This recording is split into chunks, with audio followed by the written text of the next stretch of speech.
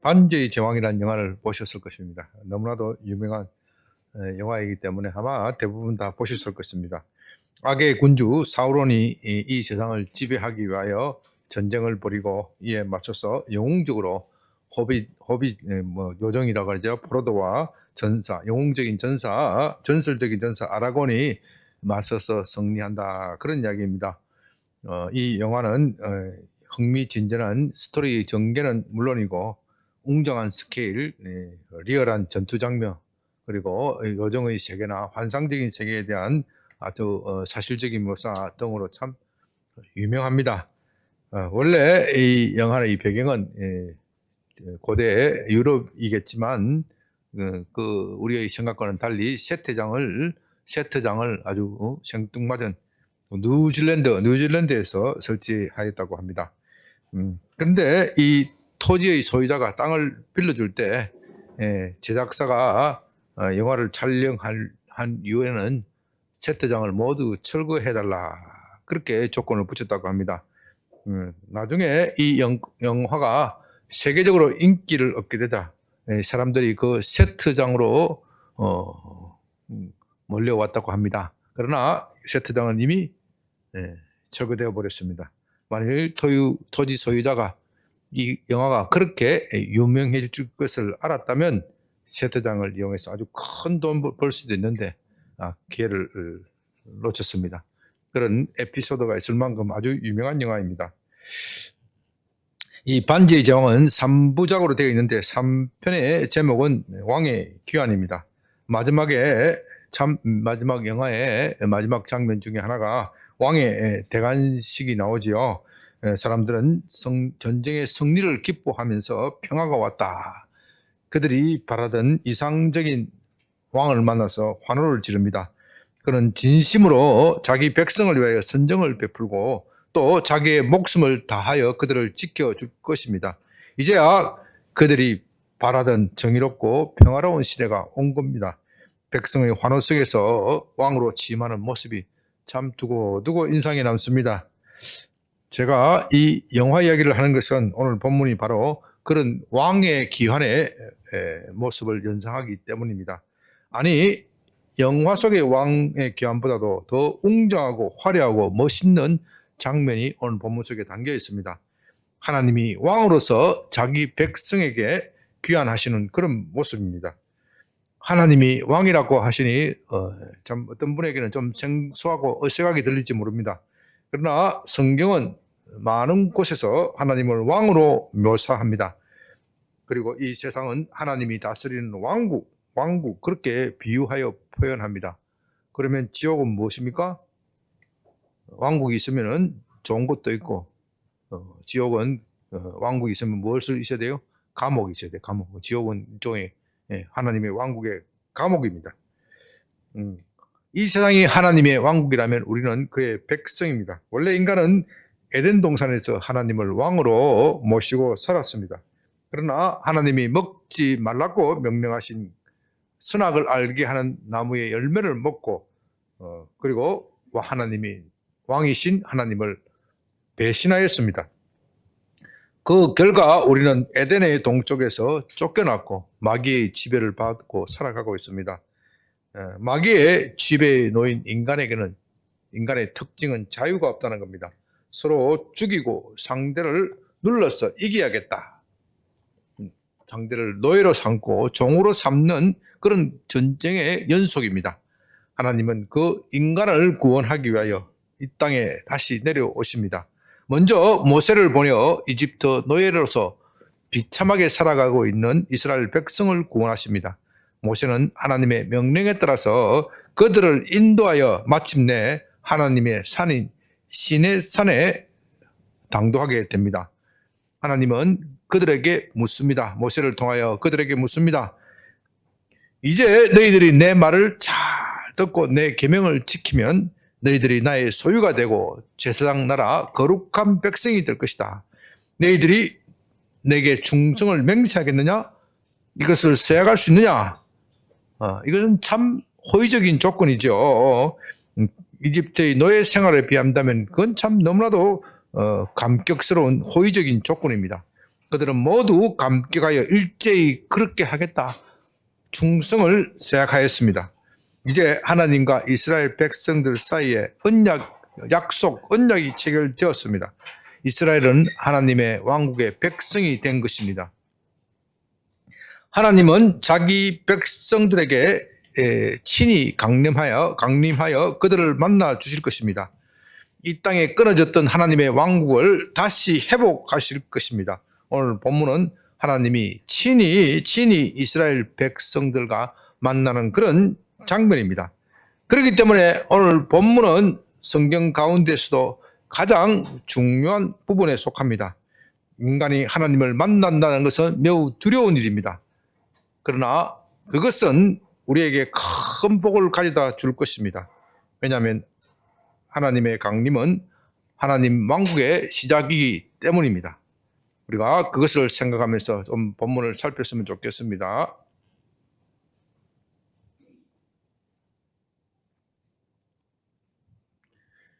16절입니다. 셋째 날 아침에 우레와 번개와 빽빽한 구름이 산 위에 있고 나팔 소리가 매우 크게 들리니 진중에 있는 모든 백성이 다 떨더라. 지난 주일에 살펴본 바와 같이 하나님은 백성들이 하나님이 제시한 언약을 지키겠다. 그렇게 생각하실 때 그들에게 강림하셔서 친히 만나 주시겠다. 그렇게 말씀하십니다. 그러므로 이제 백성들은 그 왕이신 하나님을 맞이할 준비를 해야 합니다. 그들은 스스로 자기 스스로를 삼가서 깨끗하게 하고 또 자기의 옷을 빨아야 합니다. 심지어 부부 생활도 삼가해야 합니다. 그렇게 자기를 성결하게 할 때 셋째 날에 여호와 하나님께서 백성들이 보는 앞에 시내산에 강림하게 될 것입니다. 과연 셋째 날 새벽이 밝아오자 시내산 꼭대기에 빽빽한 구름이 덮었습니다. 지축을 울리는 큰 우레 소리가 퍼져나가고 번개가 내리칩니다. 어디선가 나팔 소리가 들리더니 멀리서 나팔 소리가 들리더니 그 소리는 점점점 가까이 오면서 커지고 온 세상에 울려 퍼집니다. 그 나팔 소리는 분명히 사람이 본 것이 아닙니다. 천사의 나팔 소리임이 분명합니다. 데살로니가전서 4장 16절에서 주께서 호령과 천사장의 소리와 하나님의 나팔 소리로 친히 하늘로부터 강림하신다. 그렇게 말씀하셨습니다. 이것은 예수님이 재림할 때의 광경의 묘사이지만 아마도 시내산에서 그런 광경이 벌어졌을 것입니다. 이스라엘의 나팔은 우리가 요즘 보는 나팔과는 좀 다르지요. 양의 뿔로 만든 것이기 때문에 양각 나팔이라고 그렇게 부릅니다. 양각 나팔은 소리가 커서 아주 기청이 떨어져 나갈 정도라고 합니다. 또 아주 멀리 퍼져나가기 때문에 전쟁이나 축제 때 사람을 모으기 위하여 사용됩니다. 여호수아가 여리고 정복 전쟁을 벌일 때 제사장 일곱 나팔을 불었다고 하죠. 또 요한계시록에는 나팔 심판이라는 것이 있습니다. 천사가 나팔을 일곱 나팔을 부릅니다. 온 세상에 심판을 알린다. 하나님의 심판이 임하였다는 것을 알리는 그런 의미를 담고 있습니다. 또 이 양각 나팔은 왕이 오시는 것을 알리는 소리이기도 합니다. 여기서는 바로 그런 의미로 왕이 오신다. 왕을 맞이할 준비를 하라. 그런 의미로 나팔 소리가 들렸습니다. 17절 모세가 하나님을 맞으려고 백성을 거느리고 진에서 나오매 그들이 산 기슭에 있는데 시내산의 연기가 자욱하니 여호와께서 불 가운데에서 거기 강림하심이라. 그 연기가 옹기가마 연기같이 떠오르고 온 산이 크게 진동하며 모든 백성이 나팔 소리에 놀라서 일어나 보니 모든 백성이 이 나팔 소리에 놀라 버렸습니다. 그들은 잠을 자고 있다가 아마 나팔 소리를 들었을 것입니다. 그들 눈앞에 엄청난 광경이 펼쳐집니다. 시내산 꼭대기에 빽빽한 구름이 내려 앉았고 우레와 번개 소리가 내려칩니다. 그 가운데 나팔 소리는 계속 커져갑니다. 그들은 모두 두려움에 떨었습니다. 모세는 그런 백성들에게 빨리 나와서 하나님을 맞이하라. 하나님이 강림하신다. 하나님을 맞이하라. 그래서 백성들이 진에서 나와 산 기슭에 모였는데 시내산의 모습은 더욱더 장엄해집니다. 산에서 연기가 자욱하고 그 광경이 마치 옹기가마 연기와 같았다. 그렇게 말합니다. 요즘은 옹기가마가 별로 없어서 우리가 참 생각이 어려운데 여러분들이 이런 본문을 대할 때는 상상력을 최대한 동원해야 합니다. 참 정말 화산이 폭발한 그런 광경이었을 것입니다. 18절에 산이 진동하였다고 하였습니다. 아마 지진이 일어나고 지축이 흔들렸을 것입니다. 용암이 터지니 당연히 산도 흔들렸을 것입니다. 19절 나팔 소리가 점점 커질 때 모세가 말한 적 하나님이 음성으로 대답하시더라. 여호와께서 시내산 곧 그 산 꼭대기에 강림하시고 모세를 그리로 부르시니 모세가 올라가매 나팔 소리는 더욱 커지고 마침내 하나님이 산 꼭대기에 강림하셨습니다. 모세는 하나님께 말하고 하나님은 모세에게 응답하십니다. 모세가 이 상황에서 무슨 말을 하였을까요? 여러분들이 한번 상상을 해보시기 바랍니다.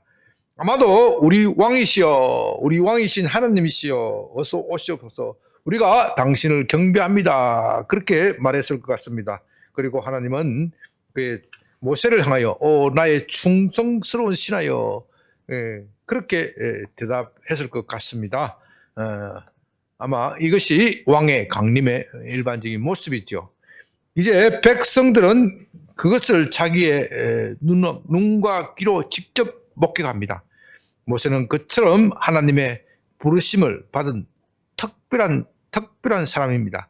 하나님은 모세를 특별하게 대우하심으로써 그를 높이 세워주시고 백성들 앞에 그의 권위를 세워주십니다.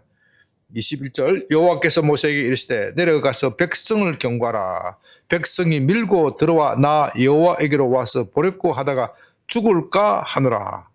여호와에게 가까이 하는 제사장들에게 그 몸을 성결하게 하라. 나 여호와가 그들을 칠까 하노라.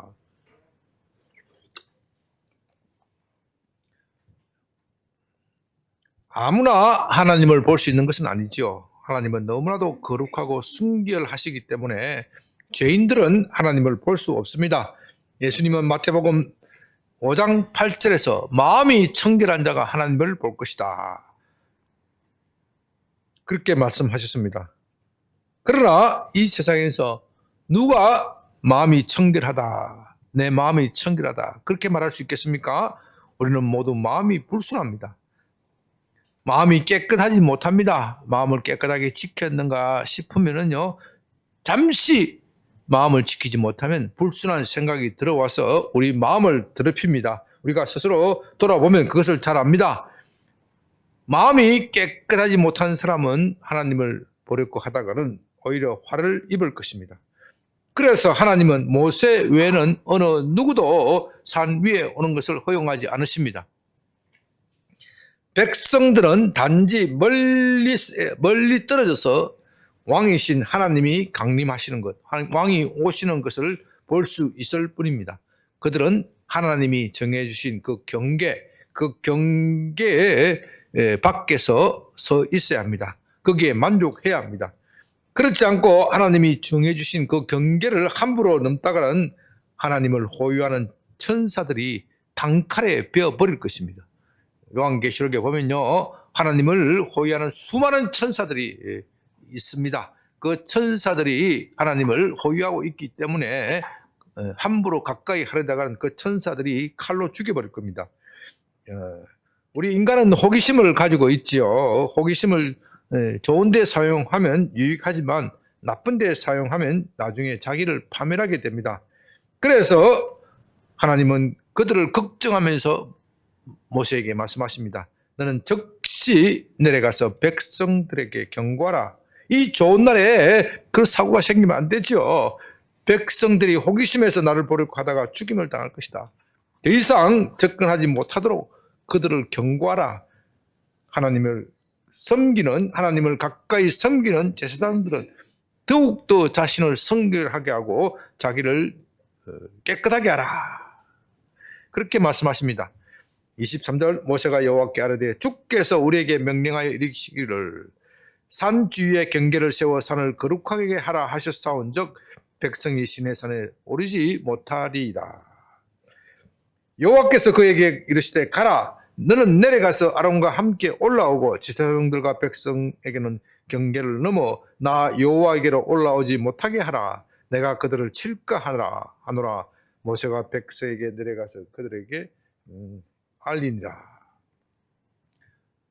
모세는 하나님께 이렇게 대답합니다. 하나님께서 이미 명령하신 대로 철저하게 경계를 세워두었습니다.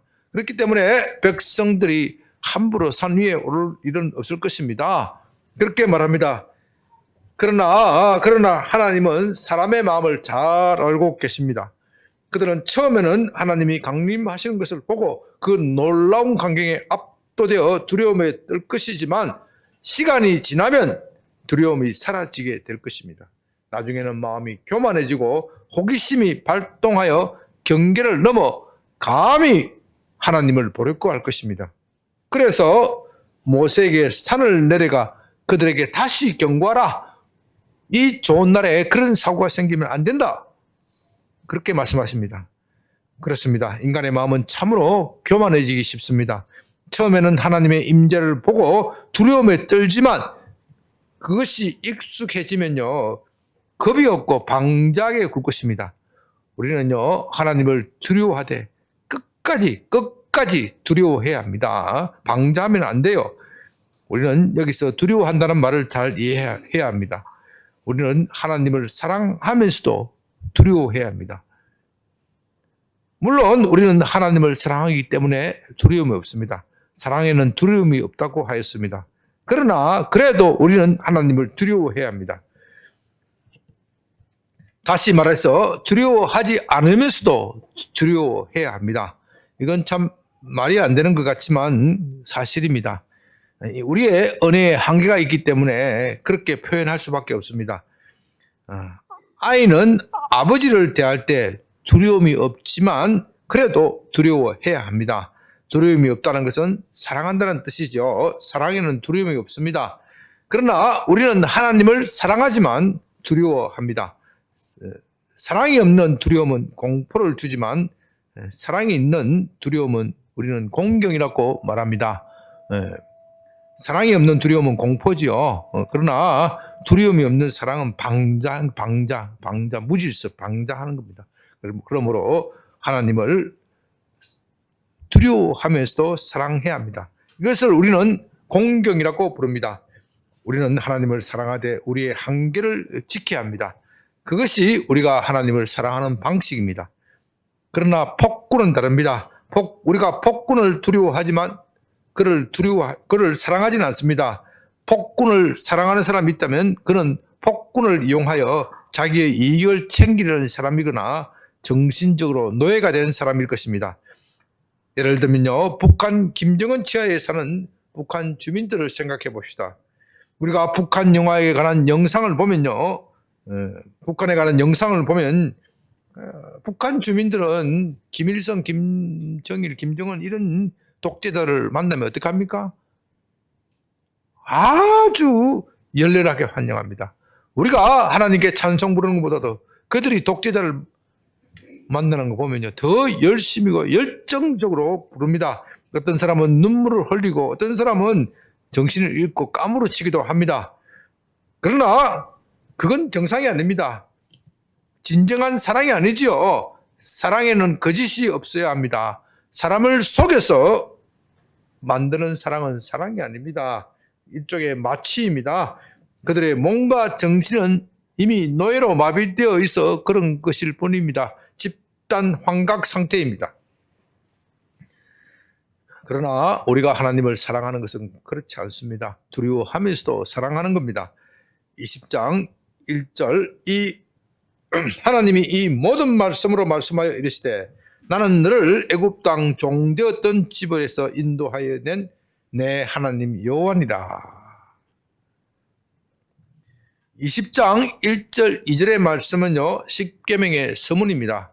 우리는 통상 십계명을 외울 때 제1계명 이렇게 부터 이렇게 시작하는데요. 그렇지 않습니다. 서문부터 외워야 합니다. 십계명의 시작이 1절 2절의 말씀입니다. 하나님은 모세를 통하여 그들이 하나님의 말씀을 잘 듣고 언약을 지키면 그들이 하나님의 소유가 되고 거룩한 백성, 제사장 나라가 될 것이다. 그렇게 말씀하셨고, 백성들은 일제히 그렇게 하겠다고 응답하였습니다. 이제 하나님이 직접 그 언약을 선포하시는데, 그것이 곧 십계명입니다. 그 십계명의 의미가 그런 겁니다. 이제 그들이 십계명을 잘 지키면 어떻게 해요? 하나님의 소유가 되고 제사장 나라, 거룩한 백성이 될 것입니다. 그러므로 이 십계명이 매우 중요합니다. 우리 그리스도인 삶에 십계명이 매우 중요합니다. 오늘날 교회에서 십계명을 별로 가르치지 않는 게 그건 참 문제가 있는 겁니다. 우리가 이 십계명을 제대로 이해해야 진정한 복음을 이해할 수 있습니다. 그들이 십계명을 잘 지키면 한마디로 복을 받는 겁니다. 들어가도 복을 받고 나가도 복을 받는다. 신명기 28장에서 그렇게 말하였습니다. 그들은 이 세상에서 제사장 나라 거룩한 백성이 되고 아무도 그들을 건드리지 못할 것입니다. 그러나 그들이 십계명을 지키지 못하면 저주를 받을 것입니다. 저주를 받을 때 들어가도 저주를 받고 나가도 저주를 받을 것입니다. 그것이 그들과 하나님 사이에 맺은 언약, 약속입니다. 이 십계명은 또한 하나님의 왕국의 기초법입니다. 대한민국의 헌법이 있듯이 하나님의 왕국의 기초법은 십계명입니다. 그렇기 때문에 하나님께서 그의 백성들을 직접 방문하셔서 십계명을 선포하시는 것입니다. 이제 이렇게 함으로써 이스라엘 백성들은 하나님의 왕국의 신민이 됩니다. 그들은 하나님이 주신 이 법을 잘 지키면서 살아야 합니다. 십계명을 잘 지키면 복을 받고 그렇지 않으면 저주를 받는 겁니다. 그것이 그들과 하나님 사이에 맺은 언약입니다. 그러므로 이스라엘이라는 나라는 단순한 그냥 나라가 아닙니다. 그들의 나라는 하나님의 왕국이고 그들은 하나님의 왕국의 신민, 하나님의 왕국의 백성입니다. 이제 이 십계명에 대하여는 다음 주부터 아주 상세하게 좀 가르칠 겁니다. 말씀드릴 겁니다. 이제 십계명에 대해서 교회에서 참 말씀할 수 있는 기회가 그렇게 많지 않습니다. 다음 주부터 십계명에 대해서 좀 잘 듣고 이것이 우리의 복음과 어떻게 연관이 있는지 그렇게 생각하고 여러분의 믿음이 더욱더 커지는 그런 시간이 되시기를 바랍니다. 20장 18절입니다. 무백성이 우레와 번개와 나팔 소리와 산의 연기를 본지라. 그들이 볼 때 떨며 멀리 서서 모세에게 이르되 당신이 우리에게 말씀하소서, 당신이 우리에게 말씀하소서, 우리가 들으리이다. 하나님이 우리에게 말씀하지 말게 하소서, 우리가 죽을까 하나이다. 모세가 백성에게 이르되 두려워하지 말라. 하나님이 임하시면 너희를 시험하고 너희로 경외하여 범죄하지 않게 하려 하심이라. 경외하여, 이건 두려워하다, 그런 뜻입니다. 백성은 멀리 서 있고 모세는 하나님이 계신 흑암으로 가까이 가니라. 백성들은 하나님을 보기를 간절히 원하였지만 막상 하나님의 임재가 그들 가까이 오는 것을 보면 올수록, 하나님의 임재가 가까이 오면 올수록 두려움에 뜹니다.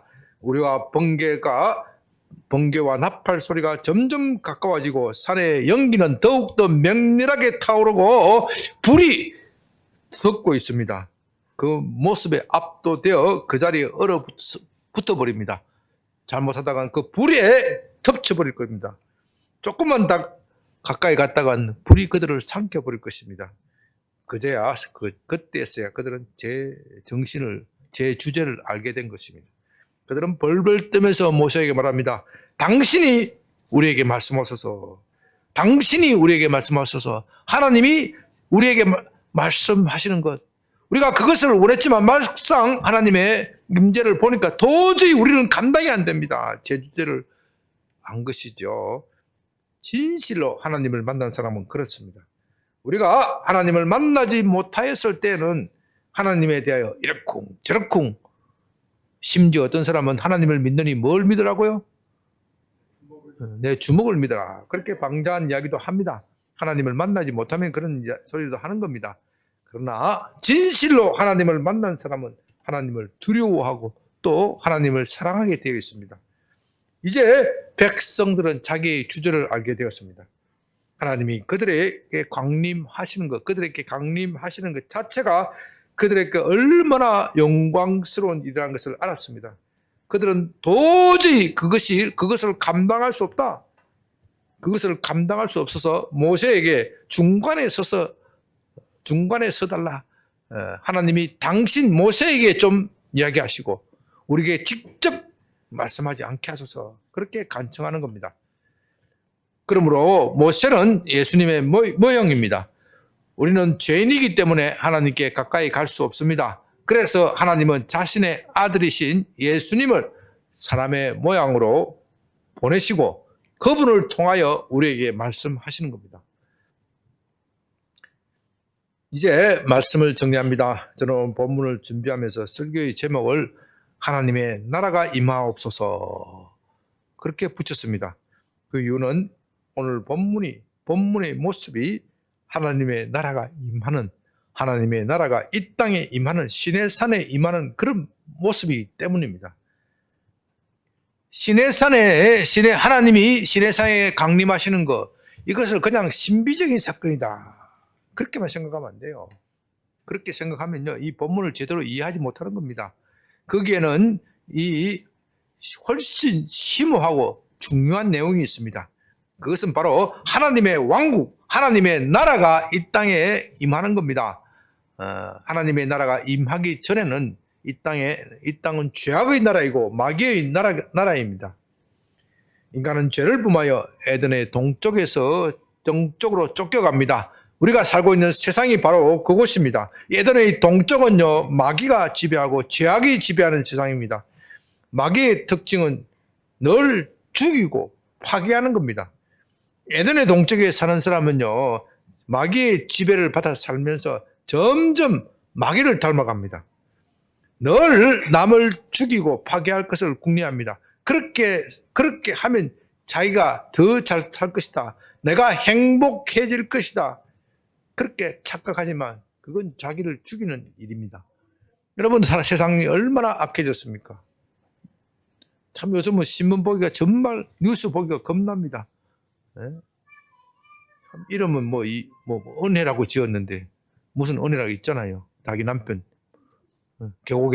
계곡에서 죽이는. 참 보험에 가입해놓고 남편 죽이고 그다음 보험금 타서 자기 혼자 잘 먹고 잘 살겠다. 자기가 좋아하는 그 남편 몰래 다른 남자와 사귀고 그런 짓을 하는 겁니다. 그렇게 하면 진짜 행복해질 것으로 착각하는 것이죠. 얼마나 살벌한 세상입니까? 보험이라는 제도가 얼마나 좋은 제도입니까? 참, 내가 평소에 조그마한 돈을 넣었다가 큰 일을 당하면 그 보험금을 타면 좀 혜택을 볼 수 있죠. 그 참 좋은 제도입니다. 그러나 인간의 마음이 악하기 때문에 이 좋은 제도도 아무리 좋은 제도를 만들어 놓아도 좋은 제도가 악하게 되는 겁니다. 그것이 우리가 사는 세상입니다. 우리는 그렇게 마귀를 닮아가고 있고 서로 죽입니다. 그래서 하나님이 굳이 지옥을 만들지 않더라도 우리 스스로 이 세상을 지옥으로 만들고 있습니다. 하나님은 이제 그런 인간을 구원하기로 작정하셨습니다.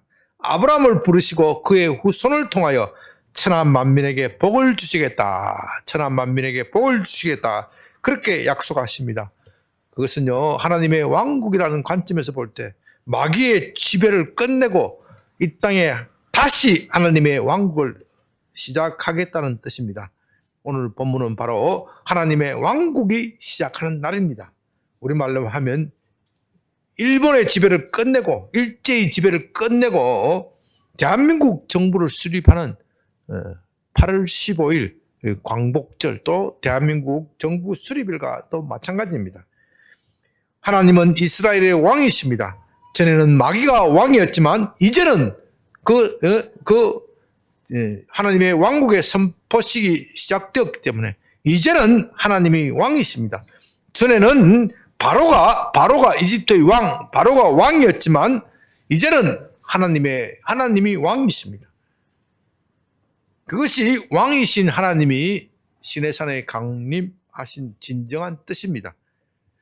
사실 이날 이후에 이스라엘이라는 나라가 탄생합니다. 이스라엘이라는 나라는 참으로 독특합니다. 이 세상 어느 나라, 어느 민족과 비교할 수 없는 그런 독특성을 가지고 있습니다.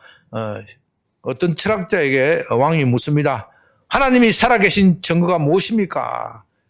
그 철학자는 그렇게 대답합니다. 이스라엘입니다. 이스라엘의 역사를 보시면 하나님이 살아계심을 알 수가 있습니다. 그렇게 대답했다고 합니다. 정말 이스라엘의 역사는 독특합니다. 그들에게는 왕이 없습니다. 그들의 지도자 모세는 얼마든지 왕이 될 수 있는 여건에 있었습니다. 누가 그것을 부인할 수 있겠습니까? 모세가 왕위에 오른다고 해서 누가 반대할 수 있는 사람이 있겠습니까? 그러나 모세는 왕이 되지 않습니다. 그는 얼마든지 왕이 될 수 있지만 스스로 왕위에 오르지 않습니다. 그 이유는 이스라엘의 왕은 하나님이시기 때문입니다. 모세는 그것을 너무나도 잘 알고 있었습니다. 그러나 이스라엘은 실패합니다. 이스라엘은 하나님을 왕으로 모셔야 하는데, 왕으로 모시는데 실패합니다. 그 대신 인간 왕을 세우고 자기 마음대로 살아갑니다. 그건 하나님께 대한 반역이죠. 이 점에 관하여 이스라엘 역사를 살펴보면 참 흥미있습니다. 이스라엘 백성들이 가나안 땅을 점령하였을 때 한동안 그들에게는 왕이 없었습니다. 그 대신 하나님이 지명한 지도자가 다스렸는데 그들을 사사라고 부릅니다. 사사라는 뜻은 판관입니다. 사사는 왕이 아닙니다. 그의 지위는 세습되지 않습니다. 이스라엘이 외적으로부터 침입을 당하였을 때 하나님은 사사를 세워서 그들을 물리치게 하였습니다. 외적을 물리치게 하였습니다. 그러나 그 사사는 왕이 아니기 때문에 그의 지위는 세습되지 않습니다. 그의 죽음으로써 사사의 직분도 끝이 납니다. 이것은요, 이스라엘의 왕은 하나님이시다, 그런 뜻을 담고 있습니다. 이런 사사시대가 300~400년 정도 지속됩니다. 그런데 이스라엘 백성은 하나님께서 세운 사사 제도를 거부하고 그 대신 왕을 세워달라, 그렇게 요구합니다. 그 이유는 이웃 나라와 같이 제대로 된 나라가 있어야 상비군을 만들고 우리나라를 지킬 수 있다, 그런 이유를 들이댑니다. 여러분, 이게 무슨 말입니까? 참 그럴듯한 명분인 것 같지만 이건 무슨 뜻입니까? 하나님에 대한 반역입니다. 하나님 당신이 보호하신다고 하였는데 우리는 그것을 믿지 못하겠습니다. 우리 스스로 우리를 보호해야 되겠습니다. 그러니 우리에게 왕이 필요합니다. 우리에게 인간 왕을 주십시오, 그런 뜻입니다. 그것은 하나님에 대한 불신이고 명백한 반역입니다. 지금 어느 왕국에 왕이 멀쩡하게 살아서 통치하고 있습니다. 그런데 한 무리의 신하들이 작당하여서 백성을 선동하고 그 왕에게, 멀쩡히 살아있는 왕에게 우리에게 새 왕이 필요합니다, 왕을 세워주십시오. 그건 뭐예요? 반역이죠, 반역. 이스라엘 백성들이 그런 짓을 저지른 겁니다. 그러나 하나님은 그것까지도 참아주십니다. 그들의 요구를 들어주십니다. 마치 탕자가 멀쩡히 살아있는 아버지에게 유산을 나누어 줄 것을 땡깡 부리는 것이나 마찬가지입니다. 아버지가 당자에 비해서 아버지가 그냥 유산을 주었겠어요? 처음에는 안 된다 그랬겠죠. 그래도 때를 쓰면 어떻게 해요? 매로 때렸겠죠. 매로 때려도 안 듣는 겁니다. 안 주면 어떻게 하겠다고요? 나 죽겠다고 자해하고 자살하고 수면제 한 문건 보여주고 하면 어떻게 해요? 아버지가 줄 수밖에 없는 거예요. 자기 아들 죽이는 것보다는 낫겠죠. 어쩔 수 없이 들어주게 되는 것이죠. 하나님도 그런 마음에서 그들에게 왕을 세워 주십니다. 너희들이 하나님인 나의 통치를 거부하고 인간 왕을 원한다. 그렇게 말했으니 내가 왕을 세워주겠다. 내가 다스리는 것과 너희가 세운 왕, 그 인간 왕이 다스리는 것을 비교해 보아라. 어느 것이 나은지 한번 살아보아라. 당해봐야 안다. 그런 뜻에서 왕을 세워주시는 것이죠. 그러나 그 인간 왕은 하나님이 경고하신 대로 실패하고 맙니다. 그런 하나님의 뜻을 무시하고 자기의 권력을 강화하는 데만 관심을 두게 됩니다. 백성들을 우상 숭배로 몰아가고 하나님과 더욱 멀어지게 합니다. 왜요? 우상 숭배를 하면 자기의 통치가 쉬워지기 때문입니다. 하나님을 섬기는 것은 왕이 하나님을 섬기는 것은 하나님의 법에 따라 일일이 해야 합니다. 얼마나 거추장스러운 일입니까? 하나님의 법은 권력을 남용하지 말라. 하나님의 권력을 하나님의 뜻에 따라 행사하라. 이거 얼마나 귀찮은 일입니까? 우상 숭배는, 우상은 그런 것을 요구하지 않습니다. 왕이 자기 마음대로 해도 우상은 적당히 달래주면 끝이 나는 거예요. 그러니 이 왕은 하나님과의 관계를 백성들에게 멀어지게 하고 우상 숭배를 자꾸 강요를 하는 겁니다. 그러다가 결국 이스라엘은 망하고 맙니다. 북왕국 이스라엘은 아시라의 침략을 받아서 망하고 남왕국 유다는 바벨론의 침략으로 망합니다. 그러므로 이스라엘의 역사는 왕이신 하나님을 거부하는 그런 역사이기도 합니다. 그런 후에 약 500~600년이 지나서 하나님의 아들인 예수님이 이 땅에 오십니다. 그러므로 예수님이 이 땅에 오신 이유는 하나님의 왕국, 하나님의 왕국의 회복입니다. 여러분 이걸 분명히 이해해야 합니다. 우리가 복음을 이해할 때 이 점을 제대로 이해하지 못하면 복음을 마치 자기를 위한 것이다. 매우 이기적으로 해석하고 매우 이기적으로 행동합니다. 오늘 한국교회가 왜 이렇게 약해졌습니까? 왕이신 하나님, 복음이 우리에게 가져주는 진정한 의미를 모르기 때문입니다. 복음은 우리에게 하나님의 왕국의 통치, 그의 나라의 통치를 주장하는 겁니다. 이것을 말하지 않고 자꾸 구원만 이야기를 하니까 교회가 약해지는 겁니다. 예수님은 단순한 구원자가 아닙니다. 우리의 왕이십니다. 그분은 우리의 왕입니다. 이것은 예수님도 분명히 인정한 사실입니다. 아니, 예수님은 그것을 주장하다가 그것 때문에 죽임을 당하십니다.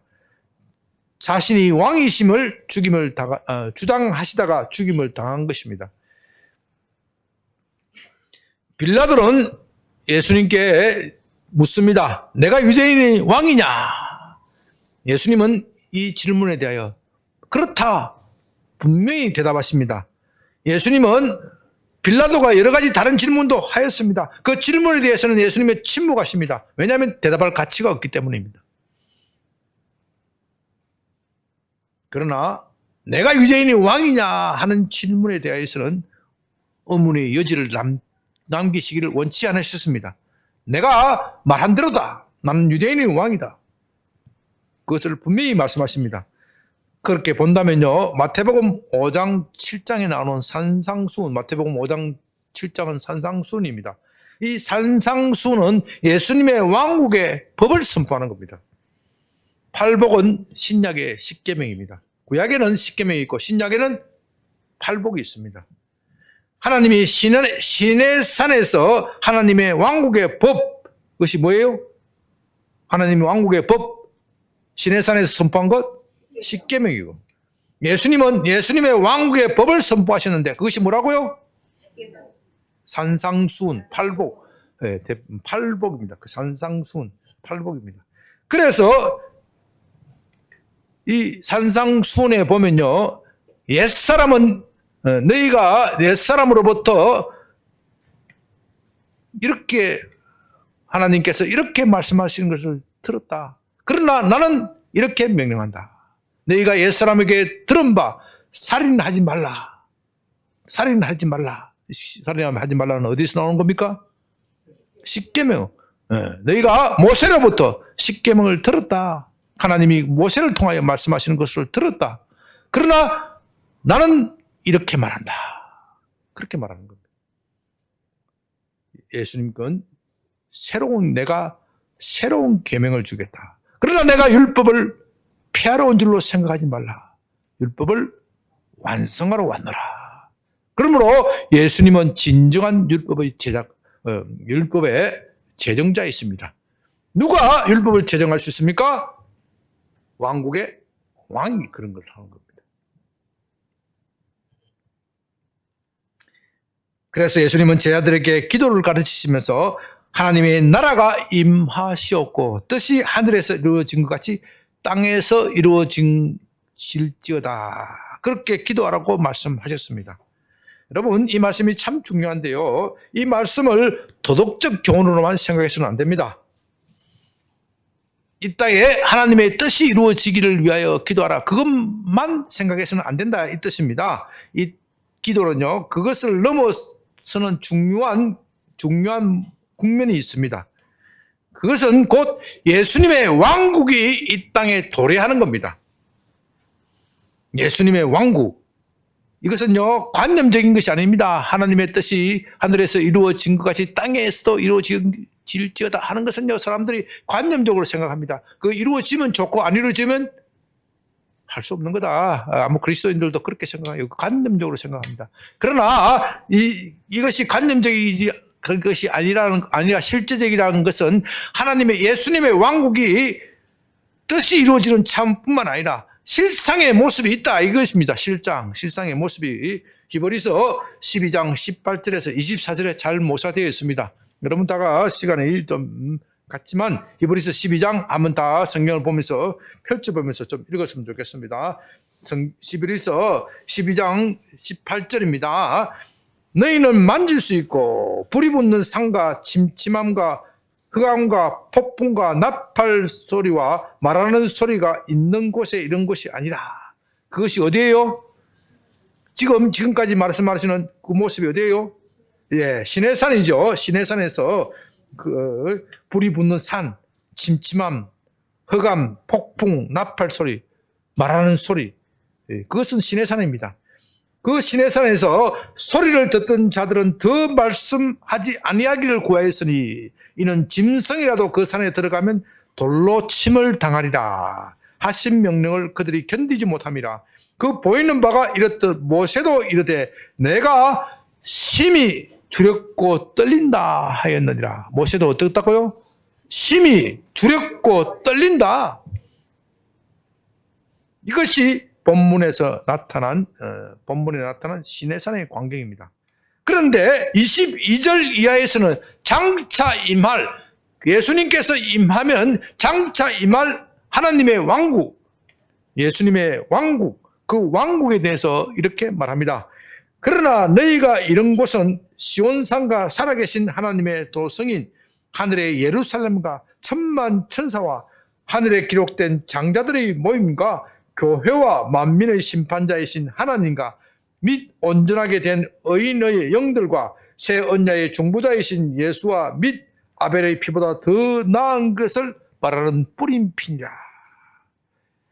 여러분 참 어떻습니까? 이 두 왕국을 비교해보면 어떻습니까? 어느 것이 더 장엄하고 영구하게 보입니까?